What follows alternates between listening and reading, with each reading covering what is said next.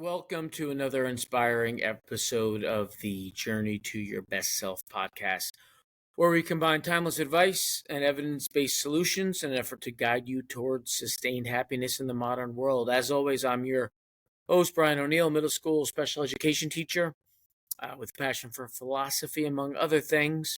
Normally, I am joined by Andrew Omosh Okumu, but today we got a little change of plans. Andrew, of course, is our lifelong learner, a compassionate nurse with a great passion for neuroscience, among many other interests and endeavors. And often we are both joined by my incredible sister Tara, a clinical hypnotherapist and certified life coach. Today, as I said, mixing it up, and we have an exclusive interview with Andrew. So, want our listeners and growing ecosystem to really get to know each and every one of us here at Your One Self. And what better way to do it than have Andrew be the star of the show, front and center. I'm going to ask him some questions, and I'm just going to see where the tail of the tape takes us. Do want to give you guys a little bit of a preview of what to expect. We're really going to focus on Andrew's profound awakening. It was a pivotal moment that kind of set him up on the path to self-actualization, which we all hope to tread upon, and we talk about how that was kind of a moment where he kind of reassessed things and tried to focus on a set of values that he was going to adhere to. We gave him some insights he's going to talk about. Sparked a developing sense of purpose. So that's really kind of inspiring to hear about that introspection and growth. Then we'll touch upon how he became a founding member of Your One Self, and the vision that he had. He wanted to turn it into a reality, and help create a space where he could help others integrate their mental, spiritual, emotional, physical selves. And then we're going to talk a little bit about the unique approach that he brings to Your One Self, ancient wisdom, modern wellness, some of the neuroscientific insights that you have, and the curiosity there, being in the medical field, and how he's such a great pillar of the Your One Self founding community. No, really great stuff. And then finally, we'll touch on the importance of that Andrew really feels is critical to the Your One Self ecosystem, and that's the community and the fellowship and the journey together. As much it is individual and it has to come from within you, the Your One Self community really fosters that nurturing kind of inclusive environment to everyone. So sit back or keep running or keep walking or whatever, keep driving, and join us as we dive deep into Andrew's inspiring story. We're going to explore, again, his personal transformation, some of these holistic practices that he's developed, and the powerful impact a supportive community can have. So this episode is definitely a must listen for anyone on their path to becoming the best version of themselves. We have a great avatar of that here. So let's listen to Andrew's journey, and hopefully it will inspire you on your path to self-discovery and holistic well-being. As always, brought to you by Your One Self, ancient wisdom, modern wellness. All this time, I thought the listeners are going to be very upset that they missed all the behind-the-scenes stuff. what time was that? An hour and a half later. What? Was it really that long? Well, it's 10:53. It was like 9:40. when we got online. Man. Yeah. Anyway, Anyway, how you doing, Brian? I'm good. I should be asking you that. Yeah. This is the exact point where that amazing intro will end. The graphics, iOS going across the screen with Yeah. the infinity symbol. We'll have some catchy tune in the Yeah. background. Like just No, I feel the like you'd wireless have every all close. the ones I listen to always have the same thing. They have like a mini intro song. They have welcome to the podcast on January whatever. Some of them even do like the number. Yeah. Like the Art of Manliness just went to 1,000. His 1,000th podcast last week. Oh yeah. Yeah. Yeah. I see a lot of people just name them by number, like you said, like episode 200 and Yep. whatever. Yeah. And it's funny that I always find it funny that Tara always references that podcast because because that's like the niche. You wouldn't think she would. I never would have thought she would be that into it. Not that she maybe is on her own, but What, the out of manliness? he does have a niche that he really found, and it's Yeah. not. It's definitely a more refined manliness than, Yeah. and And he's been successful. And I think he branched out probably more than he thought he would. I think the thing that made him, I actually go. I would love to go back to listen to like episode 7 and yeah, see yeah, how episode 977 is different. yeah. I think those people are able to corner such a niche because for him, he was doing these things even before podcasts were a thing, right? Or you're looking at your Starry Night? It looks like I had no. It looks like I have a star above my head, and Oh, with the light. the glow is reflecting off my. You're gonna need I want my inner glow to shine through in this interview, you're not gonna glow off my head. you're gonna need studio lights. Seriously, You might need to get some studio lights so you don't have to fight that halo. that's a good idea. Actually, that used to be the only light in this room. That was crazy. What, you got a lamp now? Yeah, I have an amazing lamp now. Both sides? Yeah, a desk lamp on that side, and then I like the lamp for working out because it makes. You still I don't working know. up there? I see you racked up for Yeah, squats. always. That's like that. It was leg day yesterday. Oh, for real? Nice, man. Uh huh. At I'm least getting you're back trying. into it. Uh huh. I'm still not at my pre off the wagon max, but we're getting there. Yeah. It's been like a solid 2 month run. Yeah. Nice, man. Congrats. And the good thing about going back to starting at minimums is, focus on form, getting back to Yeah. basics, when you're pushing for as much as you can, you kind of slack off with, exactly like how you should be. Tara said tomorrow, by the way. Oh, Tomorrow? you said tomorrow could be good for you. Yeah, tomorrow around the same time will be great. Okay. Yeah.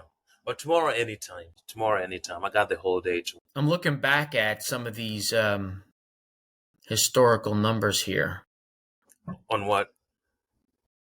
on the squat. I have logs all the way from 2016.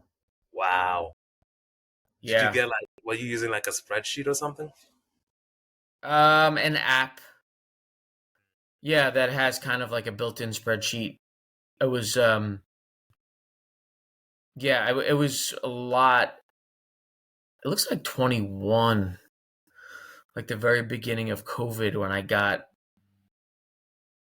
Yeah, that's when I wasn't working. I was really pushing like how much You know, I could potentially lift. I was going for maxes. Like it was one of the things I threw myself into, but it's 17, 18 was when I was super diligent about yeah. 4 days a week running in between on day like cardio also. So we'll get This, there. the stats that I found were for my weight and measurements from like a little bit over 10 years ago. I'm 150 pounds right now. At my peak, I was 190 pounds. And I didn't Damn. look it. I was like solid. Now I Yeah, look like, remember we had the do you still have you probably can get back onto your bodybuilding.com account. yeah, I've not checked it out in a long time. But remember that site? I Yeah, mean, yeah, yeah. that's where it kind of all started because that's Yeah, where you started me in when I created that. You had me create that account. yeah, And then we curated our program on there. yeah. And then that's So, where I ended up searching one of the public programs and I found the program that I used for like the next 4 years, probably 3 to 4 years. So it's definitely going to be there. You probably have to do a lost no, I password. have before I got sick a couple of months ago, I had started working out. And I have the program. It's still What? like, yeah. Like just calisthenics and No, no, I went bodybuilding to the stuff? 12 years ago or something like that. I have it pinned to my fridge. I only did like the first day. Then a couple of days later, I was sick. So I've not gone back to the gym Wow. since. So Oh, I so was thinking, this is material right here for your blog, your journey I back to the was gym. finally motivated. Back from 150. We can start at 150 and see Yeah. where you get to. This time right now, I think 170 What is was a, it, a full body yeah, or upper lower?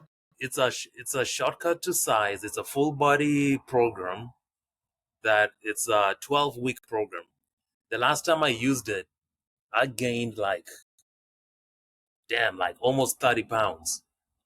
Like working out consistently, eating right, you know, and it was 30 pounds of like lean muscle, you know.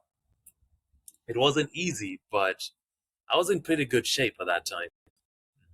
But of course, Oh that's, yeah. Chicken and vegetables, you were really on the yeah, diet too. yeah, yeah.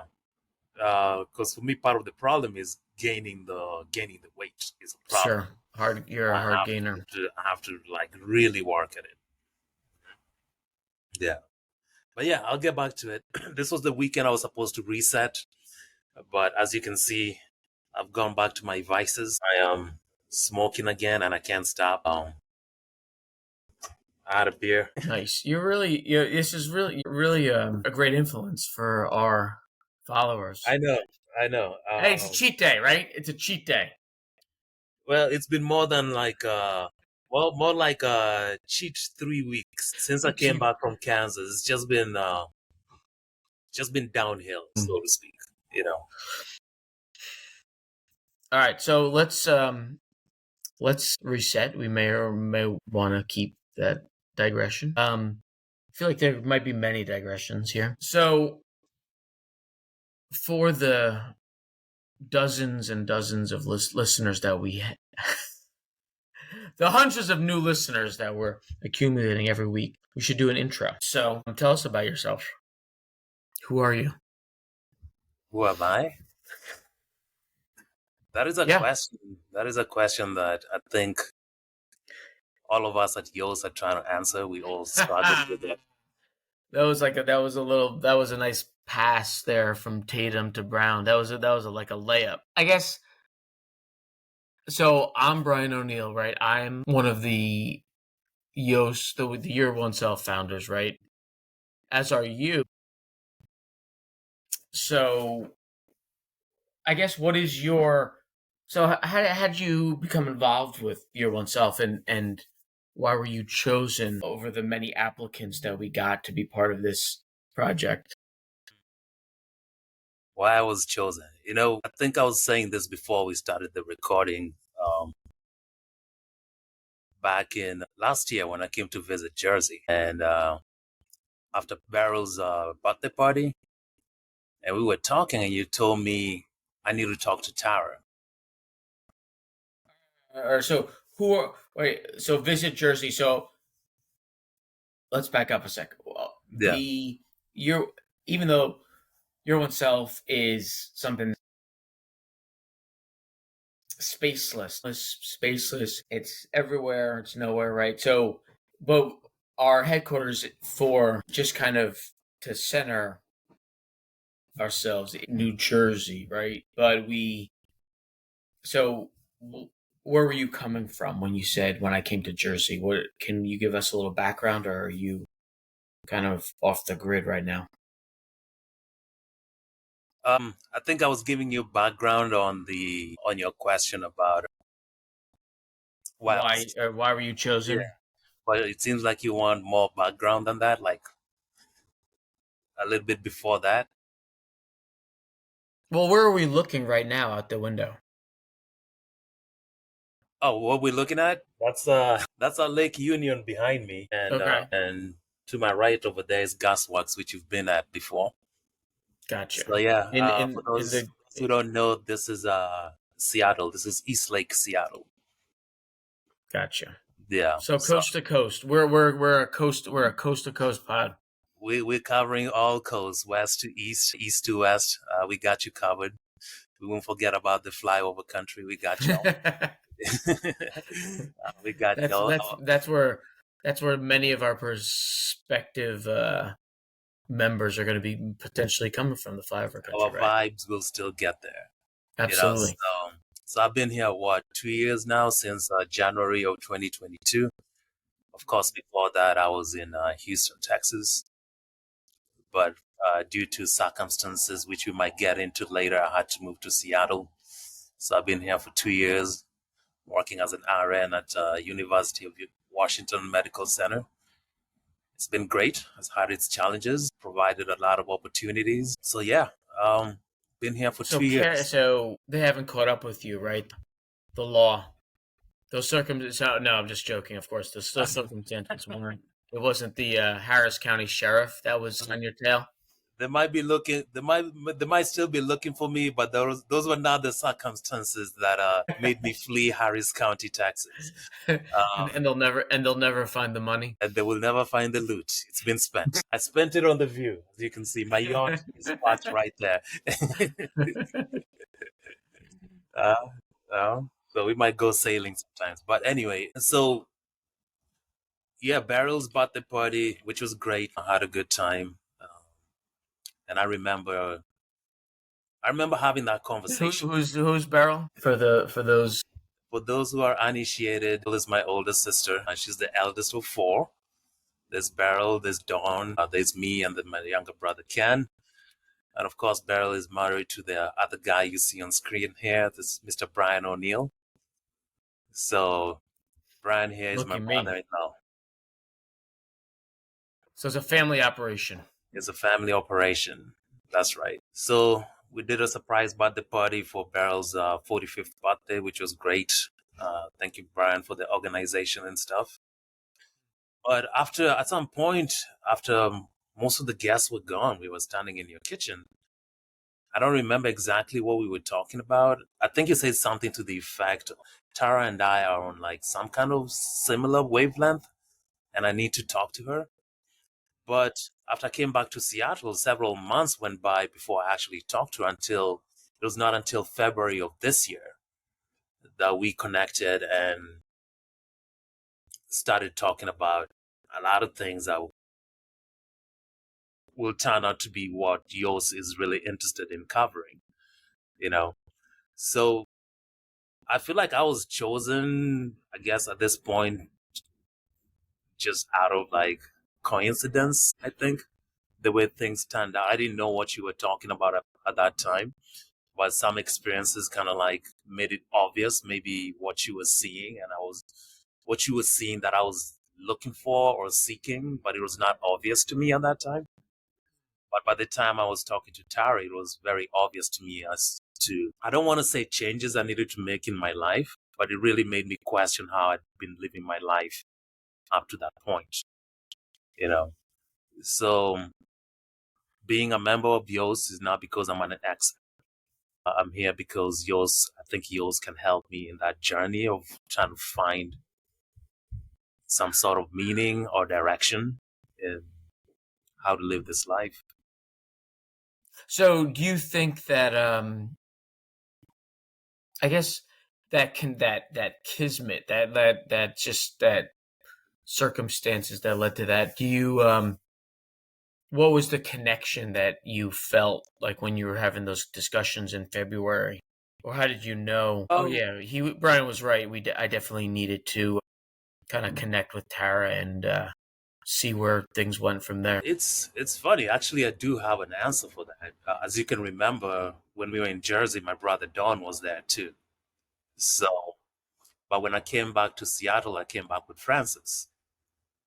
So Francis, who is my son, he's 8. He's gonna be 9 in November. Very close age to Mr. My namesake, Soren Omondi, born on the same month. Yeah, so I came back to Seattle with Francis, spent a great 3 weeks here with him. But then, of course, I had to take him back to Houston where he lives with his mom. So during my time in Houston, I'd always been skeptical about doing psychedelics and mushrooms and anything crazier than weed. I've always been kind of like skeptical. I always felt like I might get into it and lose my mind or never come back to Earth One. But a couple of days before I left back for Seattle, I had a mushroom experience with my brother Don. It wasn't like one of those mind blowing, like I'm seeing all kinds of things, the way people describe their mushroom trips. It was more a feeling of just like being completely relaxed. Like, I think that's what they say about meditation when you get to that point of like just my body and my mind was completely relaxed. Like, I was talking to you about how I easily get distracted. Like, my mind is always getting distracted by one thing or another, even if I'm engaged in something with somebody else or just in a situation, something just triggers my mind to go in a different direction. But for some reason, in that moment, when I was feeling that relaxed, my whole body and my mind was present in the moment. I was actually there. Nothing was distracting me with my thoughts. When I was listening to Don talk, I felt like I was actually like really listening to him. I was not getting those random distractions. I was Yeah. just fully absorbed in what was going on. So fast forward a couple days later, I come back to Seattle and I started noticing like subtle things, subtle differences about my awareness, about how I felt in general about things. I was noticing things that I was not noticing before, like things around my apartment, things at work, things outside. I started being like more emotional about things. Like if I watch something sad, I would like really get emotional. If I watch something like very touching, I would get really emotional. So of course I tied it to the mushroom experience. And I was really curious about what happened, what triggers were turned on or off in my mind Mhm. that made me Mhm. feel like that even days or weeks later. So I started reading a lot of things to do with spirituality, things to do with psychology, things to do with neuroscience and neurology. And I went down a rabbit hole of like, especially on the spirituality side, like there were people who were touching on my own similar experiences to what I had, but I found myself just like reaching in all different kinds of direction without a real sense of like I'm gonna get an answer to what happened, or I'm gonna get an answer to how I feel right now. So me talking to Tara and connecting at that time, I was talking to somebody who could articulate things that I was feeling, but I did not have words for. You know, like when she will say something, or I will tell an experience that it wasn't a reaction of bewilderment, like, oh, that's weird. The reaction was like, oh, I totally understand how you feel. I totally understand what you're going through. Mm. So yeah, it started off with whatever it is that made you suggest that I need to talk to Tara. But my Right. experiences that led to my first conversation with her, there was a lot that happened between August of 2023 and January of 2024. There's a lot of things that happened in between that kind of like made it like the perfect time for us to talk. Gotcha. Yeah. So Oh shoot. that was kind of like a catalyst, and that whole experience kind of it it changed you in a way, right? It kind of Yeah, it definitely, it it 100%. opened some things up, or it had you ever? So I don't know if this is true, but I feel like, if 100 people had did that, taken shrooms, they might, you're gonna have 100 different experiences. I mean, I think that's one of the things. The Yeah, yeah. unpredictability about them is one of the things that we kind of know. You, what about you kind of predisposes you maybe to that? I mean, over just your interests, or maybe, things that have happened. I mean, have you always been interested in, kind of been curious about, you said you did all that research. I mean, it couldn't have been the first. You kind of had to know where to you it sounded like you knew where to look for some of those Mhm, answers, mhm. even if they weren't great answers. So, I mean, is that something for a while you've been open-minded to, kind of, that's kind of self analysis and self discovery, and things like that? I think it's something that, like, peripherally I've been interested in for a long time, but not really Hmm. got into it. That's what I'm getting at. I didn't take a lot of psychology classes until nursing school, and I found psychology to be like exceedingly interesting. Like, it's very interesting. Then, but I think some of the things or the experiences that sent me down that road, kind of like several years ago, I took a couple of anthropology classes in college. I took cultural anthropology, then took urban anthropology. Those are the two classes that kind of like made me realize that I was very interested in like human behavior, like individually or like in a group or in societies. So that has always been something that I've always been interested in, like human behavior, but I've never really pursued it like that. Like for instance, you see the podcast that we listen to, like something like Hidden Brain. I'm like, that's something I need to listen to because they talk about a lot to do with human behavior in general. But the other one too that I like that it's nothing to do with like psychology is Freakonomics Radio. You ever listen to Freakonomics? I have, and Yeah, I read they wrote that book as well, yeah, yeah, or I think maybe a second one, but yeah, definitely. And I mean, totally, there's a lot of crossover with the kind of human experience, and the systems of society. It's not just a strictly economic book, because it podcast, right? It took because it that's kind right. of connects economics to like humanity in some kind of a way, right? Exactly, exactly. Yeah. So I Like a found that. classic one for sure. I've always been interested in things like that, but never really pursued them in like a serious way. Right, right. More consistent, like more than just a curious, like fleeting Yeah, way. yeah, Yeah, because I mean, it's almost like an unintentional experiment where your brother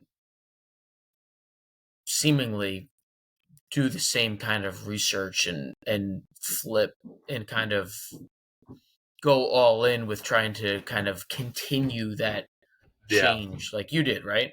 As far Mhm. as I know. The difference is, or the similarity, I should say, is that we both got into really, really got into the mushrooms and growing mushrooms.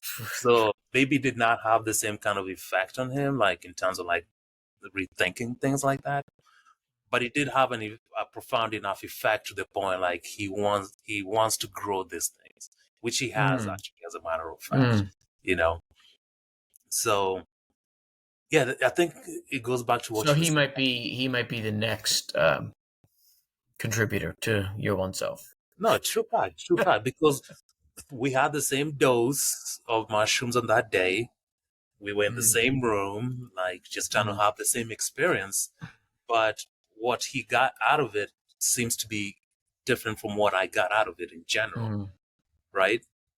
Yeah. I mean, but I did cut you off, but there's definitely, I would say that you would be on the list of people that I could see having the potential of being, it's almost like an awakening, that experience, right? It's some kind of seminal moment that you said you kind of were always interested on the periphery, but some people are so behind and never even are interested or don't have the classes or maybe they don't have the opportunity, Yeah. whatever their circumstances are, right? But I think that knowing you before this and after, I would say would be a good candidate to, it's almost like you're ready to be, you know, to go on the your one self path. Yeah. You know what I mean? Like you said, you always had some kind of feeling that there was kind of more than Yeah. just the average surface level experience, right? I mean, do you agree with that or no? No, totally. Sorry, dude. Sorry. Even if you didn't pursue it. Sorry, dude. I'll figure out a way to edit that out. But yeah. I mean, I realized, and this is something that I've been thinking about for a long time too. I'm the way I was telling you, like I easily get distracted, and it's really hard for me to focus on something. So there was a point a few years ago, several years ago, where I started really questioning the way my mind works, because I knew for a fact that it's clear that my mind does not work the same way as the average person, so to speak. You know, it'll be like difficult things, like I mean, simple things like that that I had difficulty with, like just staying focused or staying on task. That I started realizing when I got older, like, oh, this is not normal. You know, like this is not normal. So I was already getting like curious about like what could be going on that keeps me from like being normal. You know what I mean? So the other part of it too, talking about like um, being primed for this awakening, is when I was I think I was 13. When I was 13, that's the day I think I became an atheist, or just even if it's not an atheist, is somebody who just, I don't know. I just got to the point where I would say, I don't know. I don't know what the fuck is going on. I have no idea. So Like since then, maybe an agnostic. agnostic. Let's say I'm agnostic. But at that time, I don't think I had the vocabulary for anything like that. So it was just one of those things. Like whatever God that they've been teaching me about, I don't think he's real. I don't think even if he's real, I don't think he matters. You know. Mm. So, but I didn't explicitly consider myself either an atheist or an agnostic. It was just one of those like, I don't want anything to do with none of that. You know. So fast forward how many years? Like maybe 30 years. Oh, not 30 years. That's too much. 20 something years. Fast forward some 20 something years. And a lot of things happen. I mean, you move from place to place. You have kids. Life happens. Now I'm here in Seattle doing my thing. You start to question like what your purpose is. Like you start to question like where you fit in this chessboard. So What's the size of the chessboard you're talking about here? it's a global chessboard. But like Global. just how you fit in life. Like what's your purpose here? What are you Hmm. doing? Like what are you really working towards? Are you just going to work, making money, paying bills, and like what are you doing? You know, I started asking myself that more often than not. Like almost every day, like trying to figure out like, okay, you're here, you're 40 something years old now. What exactly are you like really doing? you know, and a lot of people will try to answer that question. Of course, you end up in this realm of spirituality, you know, trying to find like your purpose. Sure. And what I realized in that process was that when I made up my mind that God does not exist or he doesn't matter, there's a part of me that I really neglected. Like everybody, I feel like everybody needs to nurture like some kind of a spiritual side, something that believes and accepts something that's really bigger than them, bigger than like what it could be nature, it could be like something in the air, like in the universe, and I think that's a part of me that I neglected to nourish or nurture for a long time. So So I do have that you felt hunger. like something was missing, Yeah, or something. you weren't whole. Mhm. Exactly, exactly. So talking about being prime, I have that hunger for satisfying that spiritual side that I think we all Mm. need to satisfy, you know. The very yes, the very S in YOS. Yeah, yeah, that's right. I mean, So was it just an aha moment when you kind of realized that like this was one of the missing pieces? Were you happy that you kind of had, you know, discovered, and now you want to figure out how to kind of find it and use it to kind of fulfill something you were missing, or what when you kind of had that realization? I mean, that's like a huge step, right? Figuring out what one of the things that you need to do or have is. So what was the next step after that? I can't say there was an aha moment. I can't say there was an aha moment because my initial thing was I really got into finding about like what kind of experiences people have had on mushrooms. I started getting into the literature about like published studies about like experiments they're doing with not just mushrooms but with other Psychedelics in general, yeah. psychedelics in terms of Okay. therapy, PTSD. A lot of people were reporting like good results for people who have like what they call it, treatment or medication resistant depression. They're having like a lot of good results with that. So a lot of times you'll find that people have this, I think, what they call the typical ego death with psychedelic experience or mushroom experience. And Hmm. there's always kind of like, even for people who are not religious or spiritual, they always kind of try to describe it in like a spiritual, they always describe it as a spiritual experience or like a religious experience. I had somebody one time say, I think he's a comedian, something Brennan, Neil Brennan or something like that.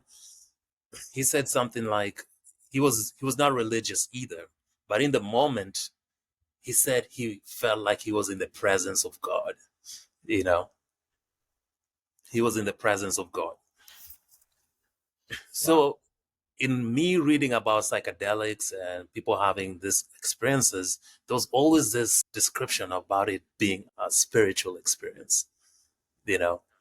So taking mushrooms every day or every week, first of all, is not sustainable. And secondly, I guess you get to a point where the effects are not as potent as the first time you take them. Sure. So in my mind, I was like, there has to be another way to achieve these kinds of experiences that you get with psychedelics Okay. without ingesting substances. Of course, you start getting into the idea of meditation. That's how I started getting Mm. into the idea of meditation, spirituality, Mm. got into these ideas of being spiritual without being religious, this idea of accepting that there might be something out there that's bigger than us. It's not necessarily the Mm. God that they tell us about, that we all connected in one way, like with the plants, with the animals, with people who've lived, people who have died, people across continents. Somehow we are all connected, you know. As far as spirituality is concerned, that's where it led me. Not to join any specific religion, but just to accept that there is something out there. It's bigger than all of us. I don't know what it is, but I accept that there is. Okay, so a lot like so much there. The sustainability, you can't. It would just even. I mean, even even people that microdose, right? So the idea that you can take a very small amount of and that's something maybe we can explore a little. To summarize crudely, I mean, it's taking a very small amount of the psychedelic over an extended period of time to get some of the benefits, but even that's not sustain, like, to get some of the benefits, but then stay on Earth one as well, right? Because you still have yourself and or a family to take, and or a job and a Yeah. lot of other Earth one responsibilities. So the idea of tripping like a regular dose of mushrooms, it's just not, like you said, not sustainable. The recovery, the amount of hours it takes, the yeah, it's just like you said, it wouldn't work to continue to do that. So then, what can you do? We'll kind of explore this change, fulfill it, and then also allow you to continue with your, typical, regular, kind of American life, right? I mean, I guess that's the idea. You still have to go eventually to work, you have to pay bills, you have to kind of interact with people, and then you find these other kind of outlets, these supporting, or you, at least you kind of are curious about like them, and then kind of embracing them, or going through them, finding other better fits. I feel that that's kind of a good opportunity to discuss like how you can use your experience to kind of be a model for people, right? I mean, you kind of have gone through a little bit of it. What are the things that your oneself could help provide people that kind of are looking for something that's more sustainable, like you were and are? Yeah. So, I mean, my opinion on mushrooms, like I said, it's not sustainable. For me, the way I look at it as a key. Without that mushroom experience, I will still be like kind of searching or kind of looking, but not really looking. It allowed Mm-hmm. me for a short period of time to be like, there's a different way of being. That's actually more like when I was talking about being present. Like there's a different way of being where I don't have that constant mental chatter. And then secondly, I have better focus. Generally, I just feel more present, you know, after that one experience. But like we said, it's not sustainable. So I feel like your one self not only gives you like a blueprint on how to live your life and be present without maybe relying on like, it could be psychedelics, it could be other distractions like weed or alcohol, any mind altering substance. It could be any one. It could be that, or it could be just like a lifestyle that you think maybe is helping you out, but it's really not. Just taking up your time and maybe causing you more stress than it should. You know, I think your one self is. I mean, there's no like one size fits all blueprint, but it's kind of like a guide to tell you, like, I mean, if you take care of these things in your life, or if you focus on these things in your life, maybe you can have that clarity and presence that you are able to visualize when on a mushroom trip, or Mm-hmm. after a mushroom trip, you know. But because you cannot be tripping all the time, you can make these adjustments in your life and be tripping and more present all the time. Mm-hmm. One of the descriptions, a lot of people ask what your one self, what's it about? We have a lot of answers to that. We have a lot of mission statements, we have summaries, we have specific examples, anecdotal evidence. A couple of the explanations that Tara and I have kind of written out kind of summarized a lot of what you said there. Let me just look at one here. At Your One Self, we're dedicated to helping you achieve better health and well-being so you can become physically fit, spiritually whole, and at peace with yourself. Through our holistic approach, we guide you your journey of self-discovery, healing, and self-actualization, empowering you to unlock your fullest potential in mind, body, and soul, right? So a lot of those buzzwords, those words that you had mentioned, the peace of mind that you experienced, the your one self, mind, body, spirit, soul, those kind of words are kind of used interchangeably in a way, but they don't mean the same thing. That's another discussion. Don't want to get wrapped up in right this second.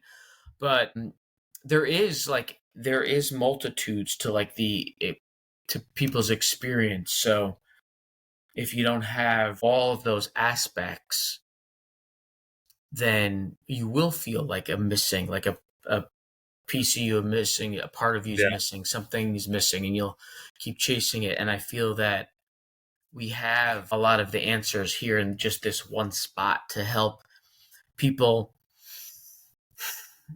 like a one-stop shop, so they don't have to search down the rabbit hole of the internet or a library or just trying to talk to a bunch of different people. You know what I mean? We have so much here in this one centered location, and with a lot of people that have a lot of expertise, that it kind of can help make that search easier, so people can, I mean, now once you find it, it's not just like you knew there was something missing, right? You had been doubting this kind of type of Christianity you had been experienced. Hmm. Um, you were young, sometimes young people make rash decisions, or they want to do something that's the antithesis of what they've been told they have to do or raised to do, right? So whether or not that's right or wrong, sometimes it's right, sometimes it's not. It's open to interpretation. Then you felt like, oh, maybe that was kind of a short-sighted decision. I was just a kid. Now I know there's something that's been missing. So once you figure that out, it wasn't like, oh, you're good. Oh, I've just now I realize you know year 36, you realize it. Year 36, day one, now you've like ascended, like you figured it out. You knew that something's missing. You established that, and it wasn't like you were just done. All right, I'm good now. Like now, this is amazing. Not I at all. have it totally figured out.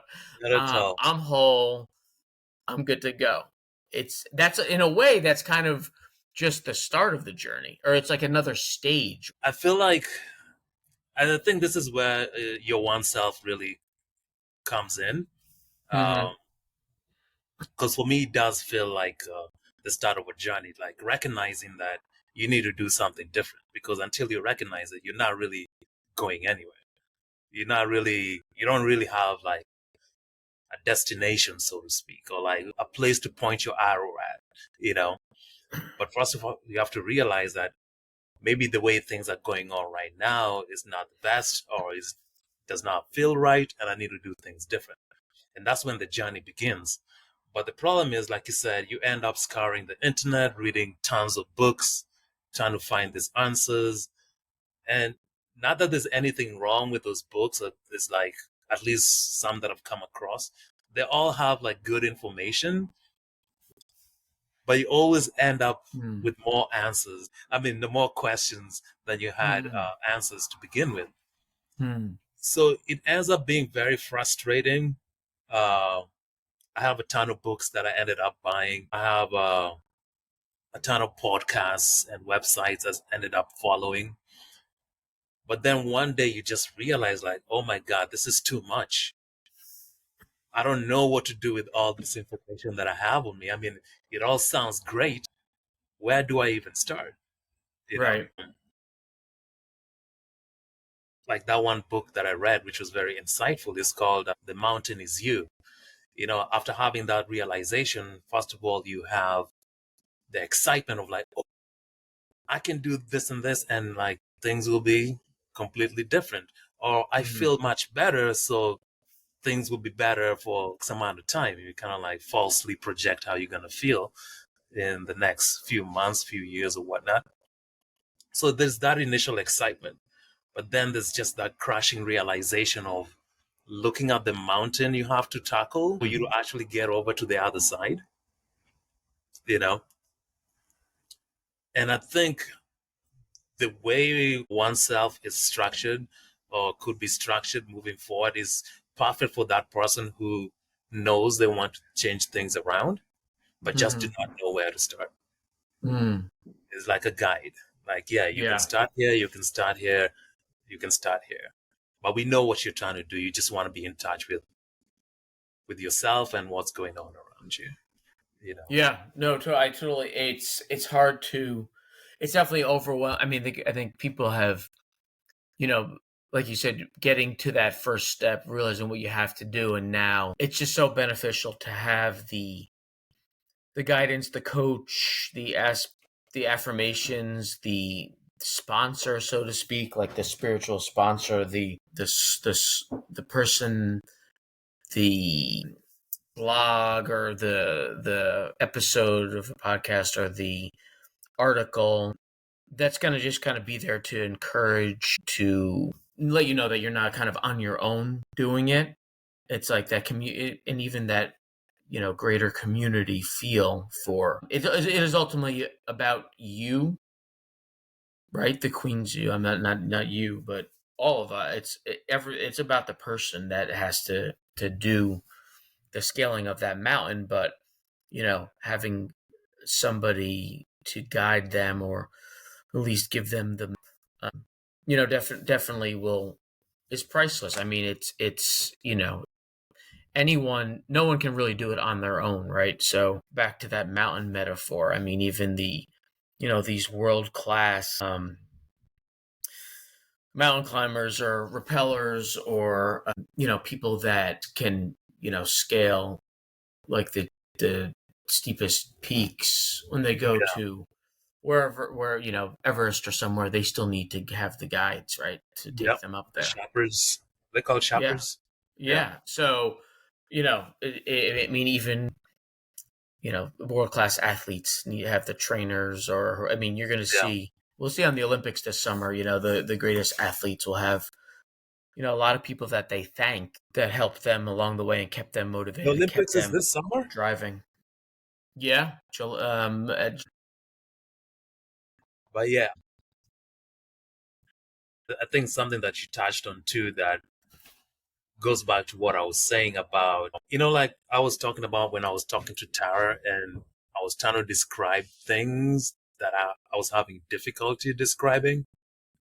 And she would explain and I'd be like, yeah, exactly. That's how I think your one self could be something like that, where people are like having these feelings about whatever change it is that's going on in their lives or the change they feel like they mm, need to make.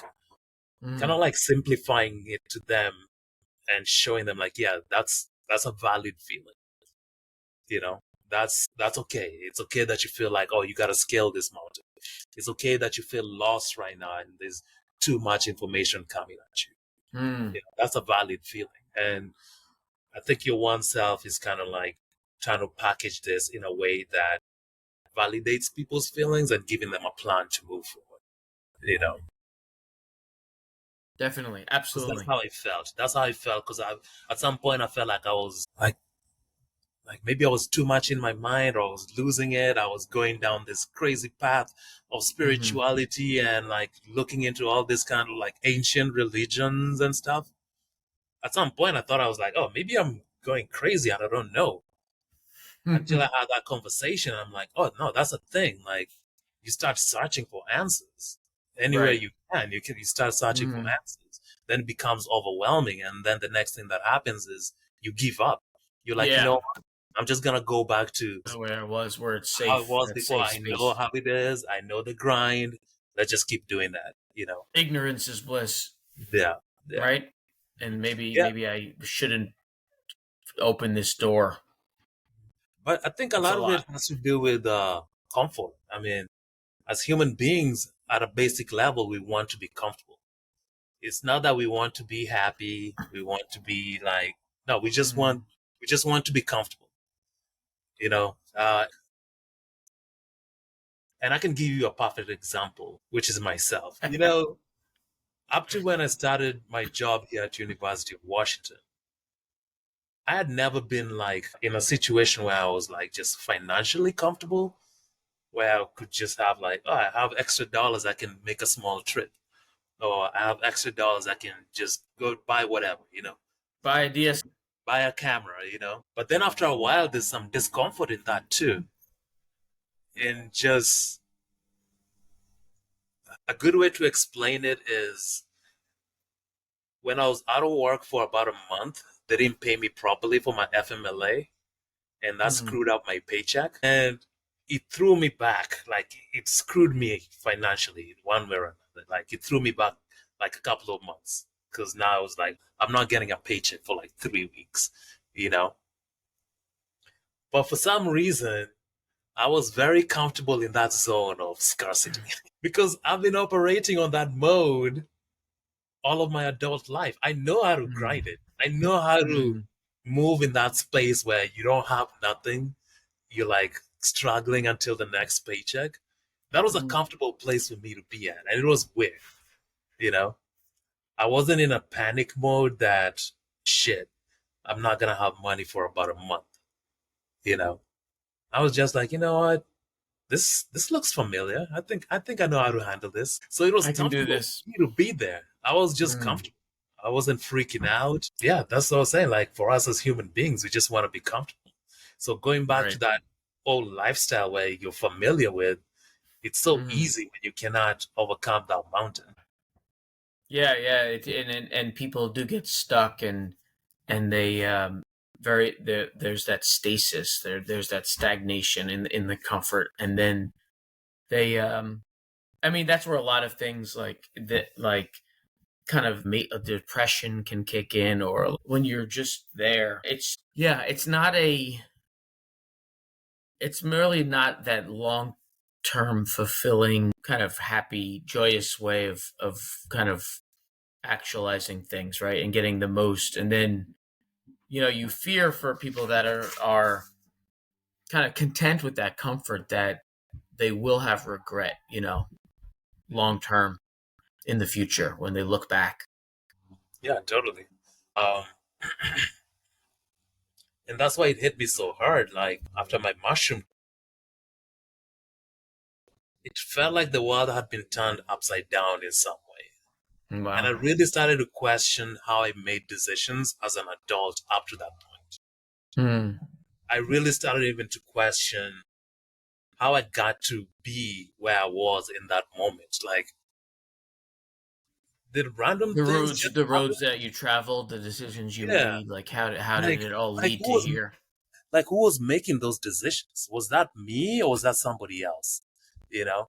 I mean, I can't remember every decision like step by step along the way. But of course I did make decisions that at some point I'll be like, I made these decisions that got me in this. Maybe it's a shitty situation, maybe it's a good situation. But I'm just like, regardless of how the situation turned out, who was making those decisions? Because I started to feel like it was not me. I don't know if that makes sense. You know? Yeah, definitely. I mean, that was the it was the I guess it was the old you, the underdeveloped you.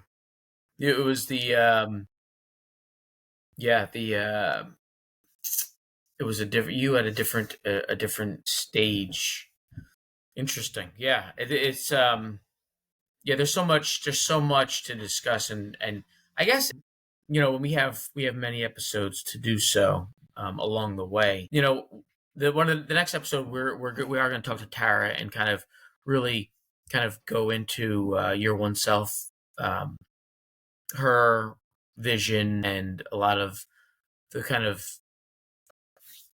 inner workings, and kind of flesh it out a little bit more and get specifically into some of her vision for it, and in timeline, and things like that. But what I guess specifically how can your journey now translate to helping somebody else that stumbles across um we talked badly about the search earlier, but when they're online and then they come across, if for instance that's the way they find us, how can what you've gone through and what you're going through, you think translate to you being a Sherpa? I don't know. Me being a shopper, I'm working on that. I'm not there yet. I But think, there's definitely something about people meeting others that have gone through the same thing that yeah, they're not going through, right? That can totally, be. totally. Because when I'm talking about that,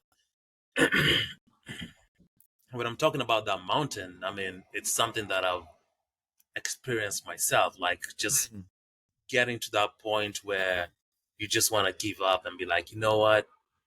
I'm gonna go back to my old self. I already know how to play that role because I've been there, like just getting overwhelmed, and not just overwhelmed in terms of the things that I feel like I need to do different, but I was also just getting overwhelmed by life things, you know. So even if you decide to kind of like do things different, life still happens, you know. Life is gonna throw the same things it was throwing at you Mm. before, and it's gonna keep throwing at you. Mhm. It's not like now because you want to be different, life is gonna do you different.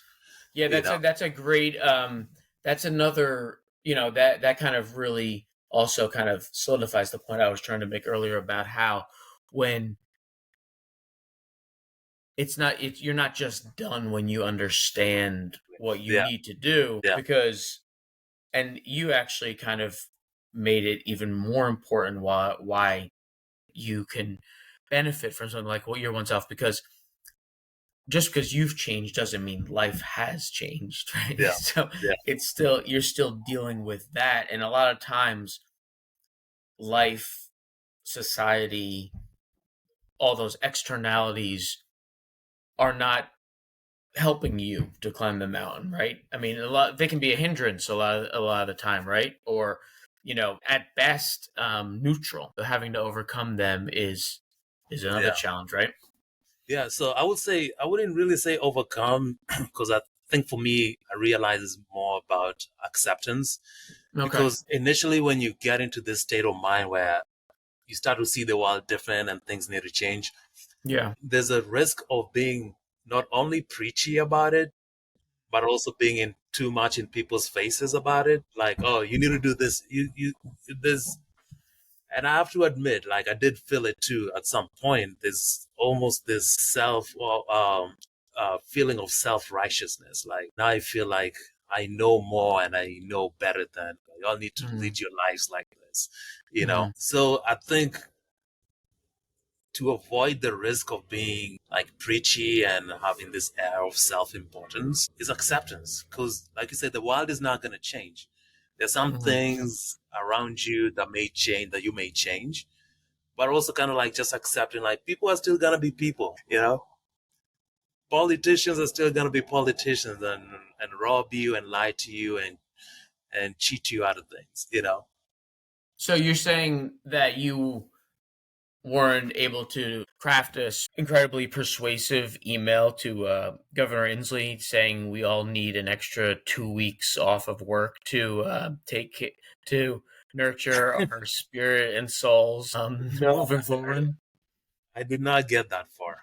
I did not get that far with the governor. No, I know, He but I would have know exactly what you mean, and handed it to me because he's on his way out. that's true. My last in my lame duck session, my last executive order. So yeah, No, it's I know one of what you those. mean. So the acceptance and the appreciation of things before your kind of awakening is something that can definitely be helpful as well, right? Because you don't want to. I mean, there's so many different points where you can kind of not give up but just revert back when you think possibly, you know, it's so hard if I'm the only one that's going to change. This makes it even harder now to deal with the previous reality, right? That I was, in a way, when you take that step, it almost can make doing the Earth One life more challenging because you're farther removed from it.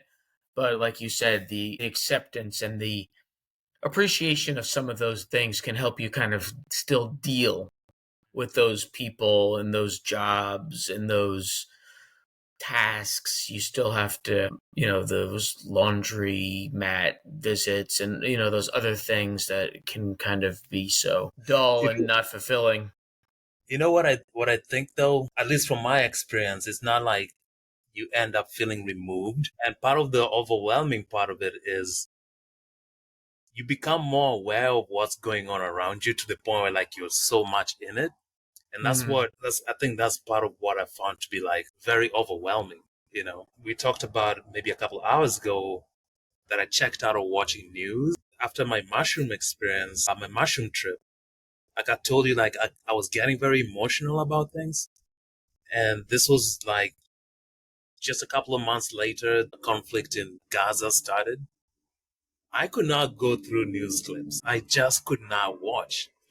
Not only because of the violence and like the people suffering, but just also how people were talking about what was going on there. It felt so weird. Like the way they were discussing things just felt off. Not just from the politicians, but also from news outlets. People were like really tiptoeing around like the clear human suffering that was going on right there. So would I have felt different about it if it happened at a different time or a different year? I don't know. But at that time, I just felt like everything was so overwhelming. And I had to find a way to kind of like navigate without without completely checking out. The only way I checked out was following the news, like news every Mm-hmm. day.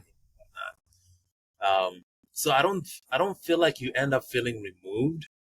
I feel like you get really absorbed into what's going on around you, good or bad. And that's why you have to Mm-hmm. just accept it. Like you cannot change everything. You just be like, oh, okay, this is how people behave sometimes. Mm-hmm. Sometimes they just have to go and work in a place. I don't know. Maybe I don't enjoy it, but also that's something you can make a decision for yourself. Like, I'm not enjoying working here. I should probably move. But if you don't have a Mm-hmm. choice, you just like accept, like, oh, this is what I have to do to stay alive or whatever. So I think for me, acceptance is the word. Yeah. And then ideally, it's the next stage in that evolution is kind of being an example for others and kind of like you said, encouraging them kind of evolve without berating them and proselytizing like in a way where they kind of back off and either dig deeper into their comfort zone or kind of push back against you, right? And so yeah, there's definitely the balance there. um right, because I mean, ideally we want to try to spread kind of the tenets of your oneself, but that's definitely, one stage at a time, right? Working on yourself first. You can't do that unless you have reached a stage yourself, right, where you're kind of totally you are your one self before you make others their one self, So right? yeah, I think that's what we were talking about when we were talking about like a target audience. The idea of, I guess, a good majority of the target audience is people who already realize that they want to do something different, right? So Yeah, people, those are definitely the people that will be joining us on their journey. I mean, yeah, they will definitely be the initially. Well, I hate to use this kind of term, but the army. after you dove headlong into the Israeli Palestinian conflict, that was a little unexpected. You never know what to expect in hour two of the Your One Self podcast. yeah. So is it gonna be one and a half or 2 hours? Because it's 12 o'clock. Yeah, yeah. Well, I mean, that I think that could be a good place to wrap it up. Any final thoughts about just kind of in general what you see as what we're bringing to those that kind of join us at your one self, how would you kind of summarize, what they can hope to get here, and how that can hopefully help them kind of go through that this positive journey that you've gone through? I think talking about from my own personal experience, I think getting to that point where you feel overwhelmed, I think it's a necessary part of the journey. Feeling overwhelmed by ideas, by information that you're pulling up. I think your one self, the one thing that will bring you is peace of mind. I mean, it's not gonna make you probably avoid having that experience of overwhelm, but like we talked about before, I think the one thing that we're trying to bring is to, number one, validate people's feelings, and number two, just kind of like give them peace of mind and a weight and some sort of guide for them to move forward, a place to point their arrow. I mean, not really a place to point their arrow, but helping them choose where they want to point their arrow. Because, like I said, everybody's goals and motivations and interests are different. Sure. Yeah. So we just need to show you how to find a way where to aim your efforts or your energies. Yeah, totally, absolutely. We work with for 99.9% of the with their script, right? And just kind of helping them kind of get to their, Yeah. it's not like Yeah. we have a template necessarily, but though we do have some ideas about that, and some kind of general directional guidance, but we are not trying to force people into a certain mold, right? Just kind of help them finish there. Yeah. So the templates are okay because there are templates for it's like getting writing prompts, So the templates are like long writing prompts that kind of like guide you in a certain whatever direction, either meant physically, spiritually, or was it that way? Physically or spiritually or mentally, guiding you. But they're not guiding you to a specific thing. We're not trying to sell you a specific religious Destination practice or like a specific knowledge or idea. They're templates to guide you to be in touch with your one self and live a present and fulfilling life. Yeah, there's many destinations for sure. There's many destinations. Yeah. Definitely. All right, this has been amazing. Probably there is a first pod episode that may or may not be ever revealed to the greater public, but this one is going to be definitely revealed, and it's going to be cover all the questions amazing. I think we did. We definitely can revisit those and discuss offline. But yeah, I think that's your oneself, and I'll actually